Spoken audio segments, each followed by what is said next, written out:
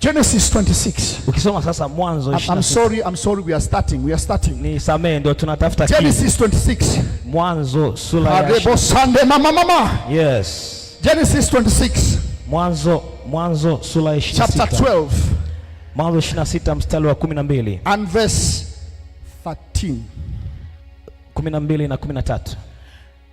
Then Isaac sowed in that land and received the same year 100-fold. And the Lord blessed him. And the Lord did what? Blessed him.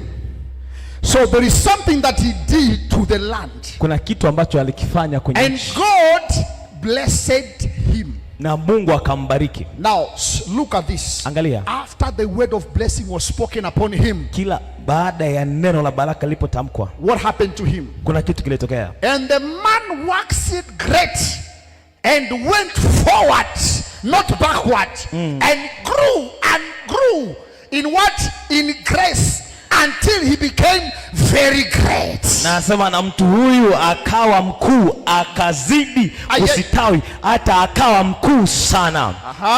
Are you hearing me? But look, the reason why he became great, kilichomfanya kuwa mkuu, it was not because he sowed. Sio kwa sababu alikuwa amepanda mbegu. Working hard cannot make you great. Wakati mwingine kufanya kazi sana haikufanyi kuwa mkuu. You have to work hard because it's a principle. Unatakiwa ufanye kazi kwa sababu ni kanuni. But you need the blessing of God on your work. Lakini unahitaji baraka ya Bwana iwe juu ya kazi zako. God on your work. Unahitaji baraka ya Bwana juu ya kazi zako. Today after this. Na tunapozungumza hapa sasa. The next convention. Wakati unaokuja. We'll have to gather people that cannot be enough in this place. Tutaweza kukusanya watu hapa. You have not heard me. You have not heard me. Kwa jina la Yesu. Because today I'm going to bless my son. Kwa sababu leo nitaenda kuachilia baraka. And let us see if there is any resistance that will stand. Na tuone kama kutakuwa na kikwazo chochote. And it will teach you how to be submissive to your father. Na itakufundisha jinsi ya kuwa mtii.